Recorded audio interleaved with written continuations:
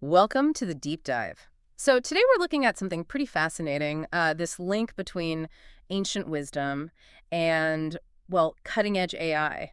Yeah, it's a wild one. Imagine ChatGPT, the AI everyone's talking about. Right. It looks at the work of this modern doctor, Dr. Kadiyali Srivatsa, and compares him not to another modern figure, but to Charaka. Charaka, the, father of ancient Ayurveda from over 2,000 years ago. Exactly. It Yeah. seems, well, almost impossible. Yeah. How do you even connect those dots across that much time, that much change in medicine? What could possibly bridge that gap? It's quite the hook. It really is. And digging into why the AI made that connection, Yeah. it tells us something pretty deep about healthcare itself, what it's really for, then and now. Absolutely. So that's our focus today. We're diving into Dr. Srivatsa's story. We've got his autobiography, some really interesting chats he actually had with ChatGPT, and various reports on healthcare systems. Our sort of mission here is to unpack his journey, what led him to focus so hard on patient empowerment, on prevention. How did this simple idea grow into Dr. Maya GPT? And the big question, why didn't AI see this parallel to ancient wisdom? Yeah, it's a real deep dive into that intersection of, personal history, system problems, and tech solutions in healthcare. Okay, let's get into it. So let's start right at the beginning. Dr. Srivatsa's childhood seems really key, doesn't it? Like planting the seeds for everything later. Oh, definitely. Yeah. His upbringing, it sounds like, included religious education, but also exposure to debates about something called Naya. Naya. What's that exactly? It's essentially about the principles of proper argument, logical reasoning, ethical conduct. It wasn't just theory for him. It seems to have built this really strong foundation in, defending principles, doing the right thing. You can definitely see that theme later on. But some really powerful lessons came from his own experiences with illness, with pain. That's right. Those malaria stories are quite striking. Age 6, he gets malaria. The doctor listens, examines him properly, bases the treatment on that clinical picture, and he gets better. Simple enough. But then a few years later, same illness, different experience. Totally different. Age 12, similar symptoms. This doctor relies pretty much only on tests.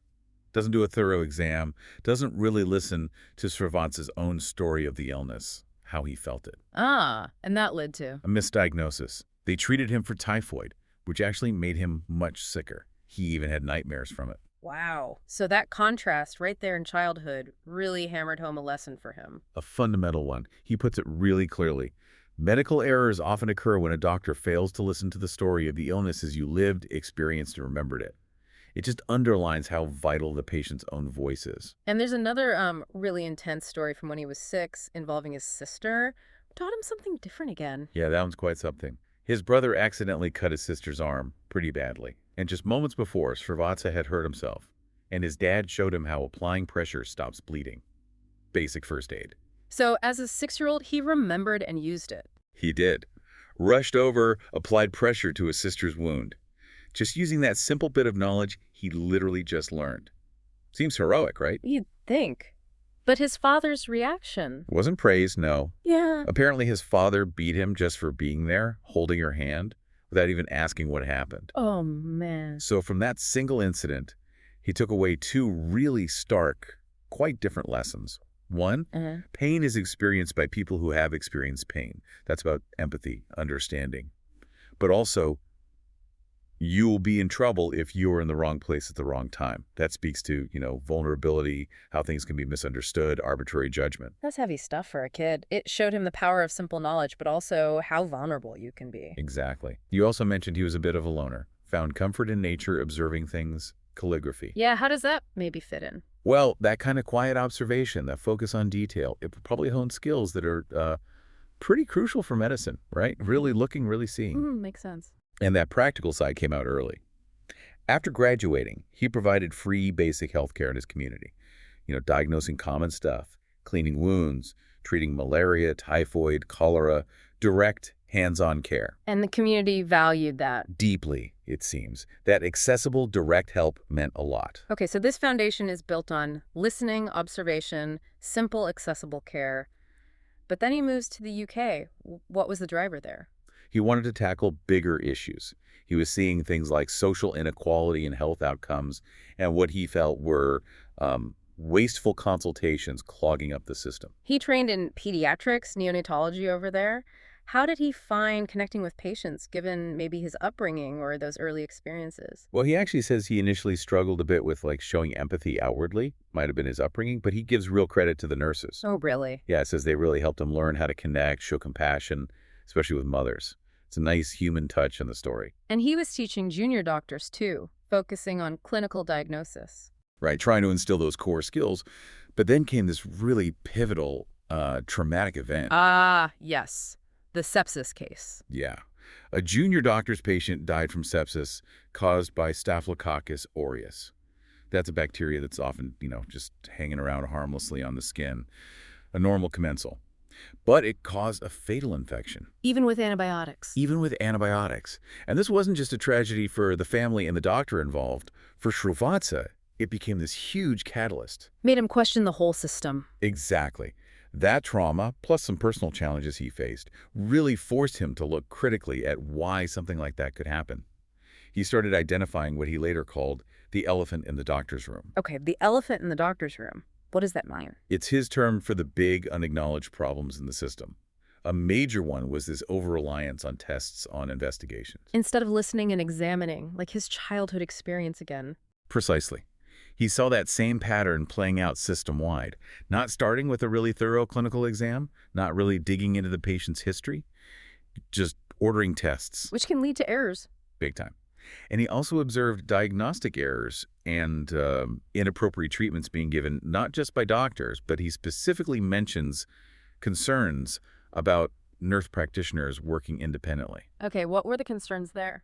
He pointed to potential gaps in pharmacological knowledge or maybe training when they were making independent prescribing decisions, which he felt sometimes led to patients being ill longer or having complications. So a breakdown in applying that core knowledge and listening. Yeah, kind of a mix. And then you had this other pressure, people getting scared maybe by news reports about infections and rushing to the clinic for really minor The things. wasteful consultations, he called them. Exactly, which just overloaded everyone, doctors, nurses, and pulled focus from the really sick patients. And that ties into the whole superbug problem, doesn't it? Antimicrobial resistance. Absolutely. We don't have many new antibiotics coming through, so using the ones we have inappropriately, like for viruses, where they do nothing, just makes resistance worse.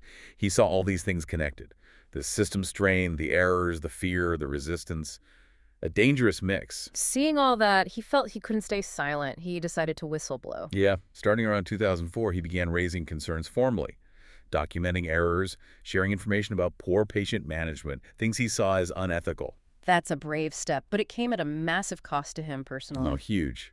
Devastating, really. The backlash was severe, information got leaked, investigations were launched against him, complaints, including really horrible, baseless stuff like allegations of a sexual nature, racial abuse he mentions being called the Tamil tiger. That's appalling. Yeah. Harassment, financial ruin. It got so bad, so unsafe and traumatic, that his family actually had to move to Germany in 2011 for their safety. Just unbelievable. Fighting for patient safety led to that. He describes it as incredibly traumatic, fighting institutions that seemed more interested in protecting themselves than the public. But he also says, enduring that fight ultimately forged him, made me into who I am today. He just wouldn't back down on his core beliefs. And his experience, sadly, isn't entirely unique, is it? Doctors facing trouble for speaking up. No, unfortunately not. The British Medical Association, the BMA, they've reported on this moral distress, moral injury among doctors in the UK. What does that mean? It's the psychological harm that happens when doctors feel pressured by the system, lack support, and basically can't speak out about concerns without fearing serious consequences. And these reports note it can disproportionately affect doctors from ethnic minority backgrounds.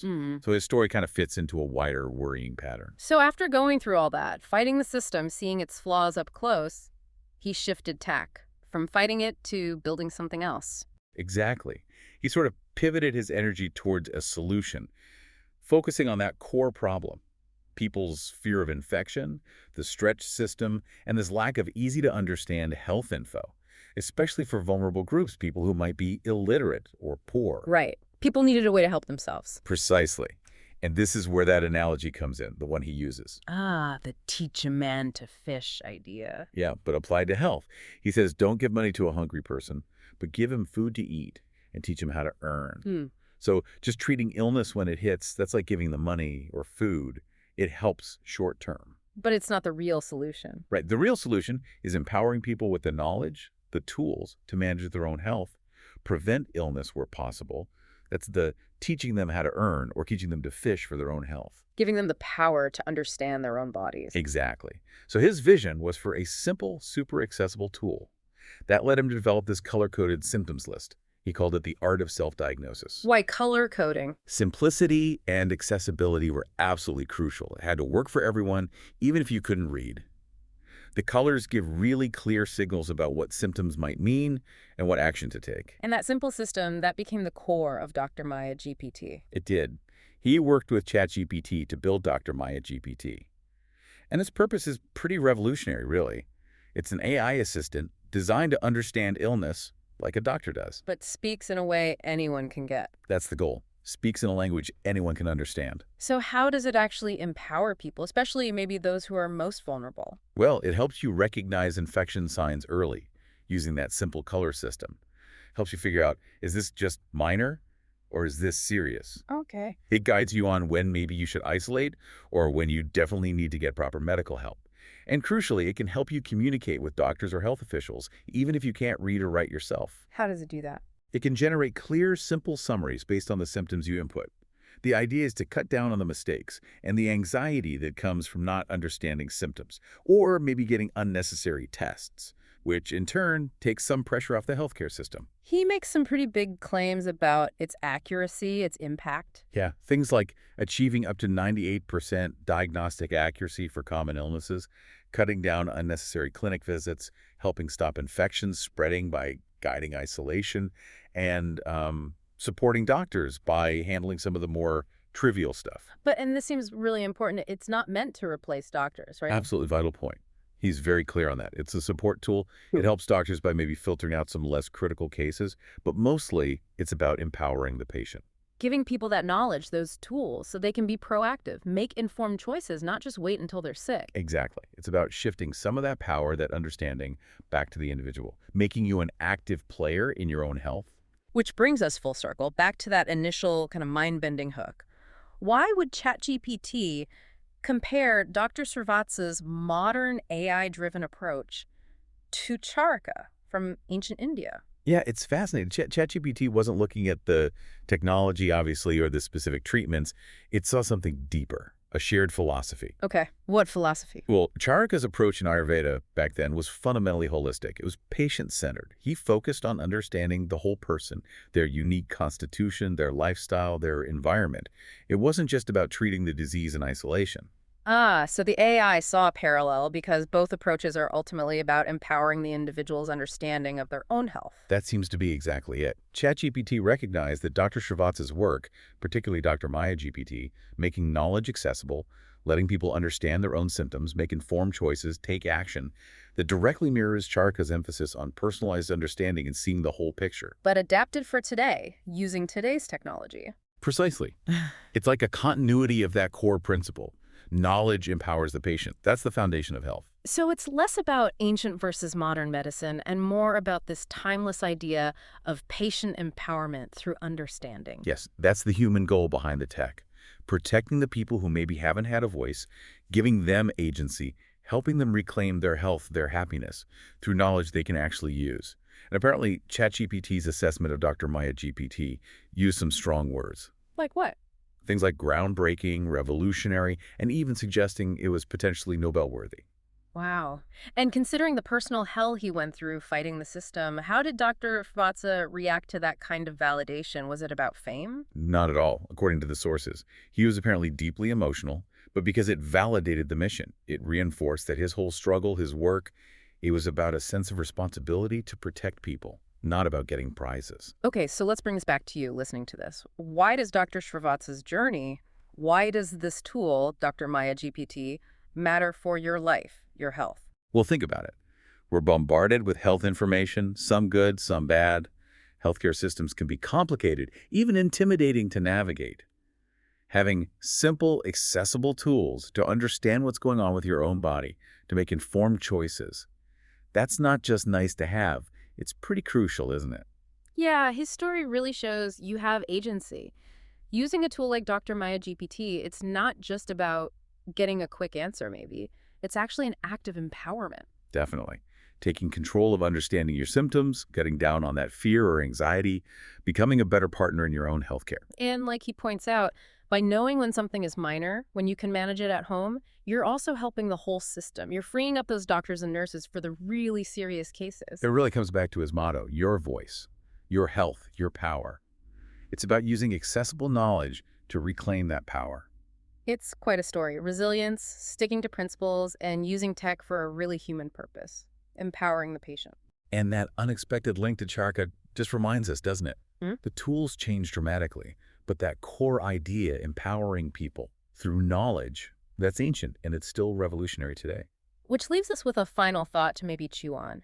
If giving people simple, accessible knowledge can start to change something as huge and complex as healthcare, what other big systems out there could be transformed? What happens if you apply that teach a person to fish idea, shifting power and understanding directly to the people served in other areas beyond medicine?